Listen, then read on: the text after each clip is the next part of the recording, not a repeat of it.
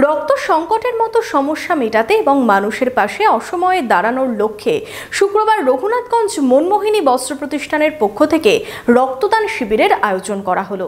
পাশাপাশি সবুজায়নের লক্ষ্যে রক্তদাতাদের হাতে তুলে দেওয়া হলো একটি করে চারা গাছ।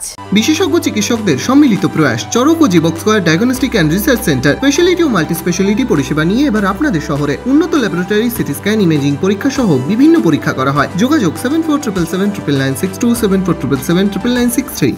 তীব্র গরমে সবচেয়ে বেশি রক্তের সংকট দেখা যায়। সেই রক্ত সংকটের মতো সমস্যাকে কিছুটা হলেও কম করার উদ্দেশ্যে মনমোহিনী বস্ত্র প্রতিষ্ঠান রঘুনাথগঞ্জ শাখার পক্ষ থেকে একটি রক্তদান শিবিরের আয়োজন করা হলো। শুক্রবার মনমোহিনীর কর্মীরা ছাড়াও বাইরের বহু মানুষ এই রক্তদান শিবিরে অংশগ্রহণ করেন। মানুষের পাশে দাঁড়ানোই মূল লক্ষ্য বলে জানান মনমোহিনী কর্তৃপক্ষ।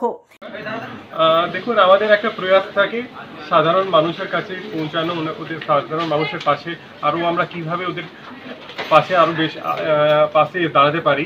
তো তার জন্য বিশেষ উদ্যোগে আমরা যেমন এটা রক্তদান শিবিরটা প্রতি বছর আমরা চেষ্টা করি। আমাদের যতগুলো আমাদের ব্রাঞ্চ আছে সব জায়গায় ওটা প্রতি বছর যেন এটা হয়ে যতটা আমরা হেল্প করতে পারি সেই উদ্যোগে আমরা এই রক্তদান শিবিরটা আমরা আয়োজন করি। এদিন উপস্থিত ছিলেন জঙ্গিপুর পৌরসভার চেয়ারম্যান মফিজুল ইসলাম সহ আরও অনেকে। রক্তদাতাদের হাতে এদিন একটি করে গাছও তুলে দেওয়া হয়। মনমোহিনী বস্ত্র প্রতিষ্ঠানের এমন উদ্যোগে সামিল হতে পেরে সকলেই খুশি। মনমোহিনী যে রক্তদান শিবিরটা করেছে, সেই রক্তদান শিবিরটা ভালো উদ্যোগ নিয়েছে।